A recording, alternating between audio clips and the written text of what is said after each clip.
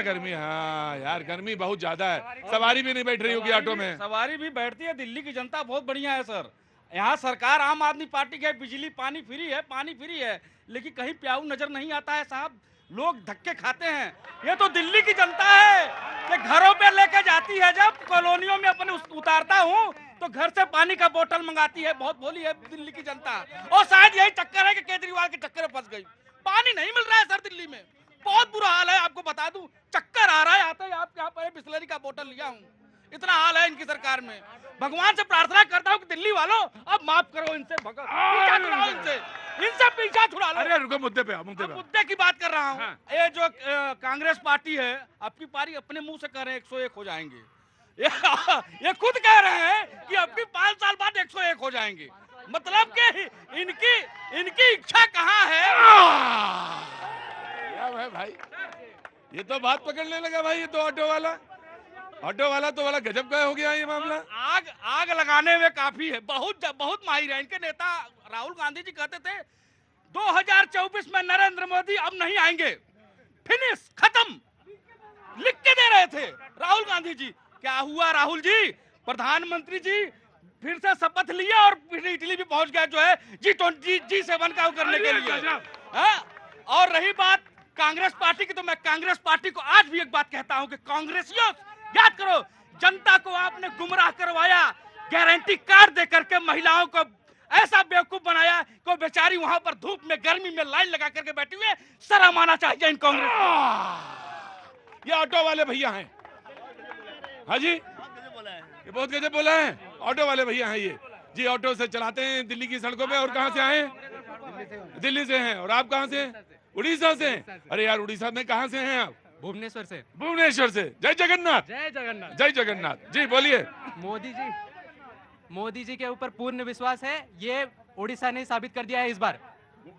पूरा 20 seat BJP को उड़ीसा ने दिया है, क्योंकि मोदी जी के ऊपर पूरा विश्वास था इसलिए। और हो सकता है कि यूपी में इस बार नहीं आया बीजेपी, लेकिन हमें विश्वास है कि आगे भी बीजेपी आएगी। क्या उम्र है आपकी?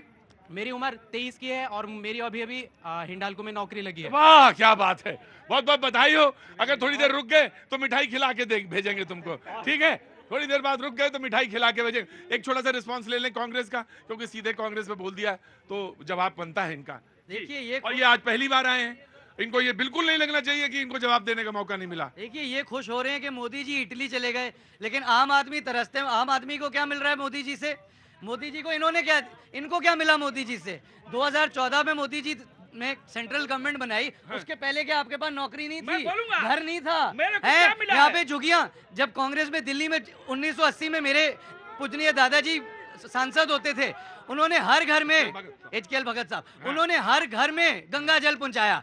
उन्होंने झुग्गियों को रीसेटलमेंट कॉलोनियां बनाए। जहां आप रह रहे हैं, आपके पास घर नहीं था क्या 2014 से पहले? जो अभी गालियां दे रहे हैं, आपके पास घर आया, नौकरी आया, कहां से आई? 2014 के बाद जादू से आ गया क्या? कांग्रेस से आया? कांग्रेस ने किया ये सब। मैं यही बता रहा हूँ, 2014 से पहले एक मजदूर, एक गरीब आदमी को बैंक के अंदर घुसने नहीं मिलता था भाई साहब। ध्यान करिए देशवासियों, बैंकों में गरीब और मजदूर आदमी खड़ा नहीं हो पाता था। ये इनकी सरकार थी। पहली बार 2014 में मेरा जन धन योजना। ये तुम बिल्कुल वैसे ही बात कर रहे हो जैसे संविधान खतरे में, वही बात कर रहे हो बिल्कुल एकदम। बिल्कुल वैसा ही तुमने कहा कि संविधान खतरे में, वैसे ही ये बात तुम लाए हो ढूंढ के। अच्छा बताओ। संविधान को तो हमेशा खतरे में इन्होंने डाला है, 1976 से लेकर के 19। मैंने तो बात कह दी, तुम मुद्दे पे रहो। और मैं यही कह रहा हूँ, 2014 में पहली बार मेरा जन धन योजना से खाता खुला है दिल्ली प्रदेश में, पहली बार। उससे पहले मेरा कोई अकाउंट नहीं था।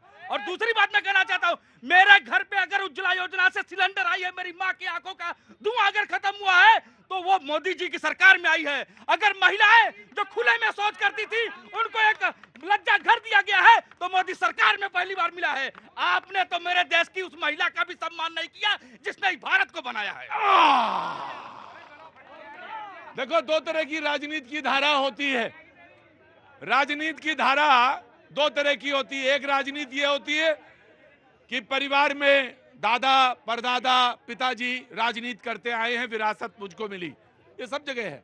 और एक राजनीति की धारा वो होती है कि सड़क पे घूमते हैं, सीखते हैं, लोगों से मिलते हैं, बात करते हैं और राजनीति की विचारधारा बनाते हैं। Now the BJP will respond. देखिए, मैं अपने कांग्रेस के मित्र को कहूंगा, निश्चित तौर पे जब आपने अच्छा कार्य किया तो देश की जनता आपको वोट देती थी, देती रही। लेकिन जब आपने देश के संसाधनों पे एक का अधिकार बताने लगे, जब भगत साहब सिखों की हत्याएं होती हैं और उसमें तमाम कई लोगों का ऐसा नाम आने लगा, जब आप 26/11 की घटना होती है तो हिंदुओं को आतंकवादी कहने लगे, जब बहुत सारे चीज़ों में किसी के लिए तुष्टीकरण का कार्य, किसी की नसबंदी और किसी की खुलेबंदी करने लगे, तो देश के लोगों ने आपके प्रति विचार बदल दिया और भारतीय जनता पार्टी को अपना लिया।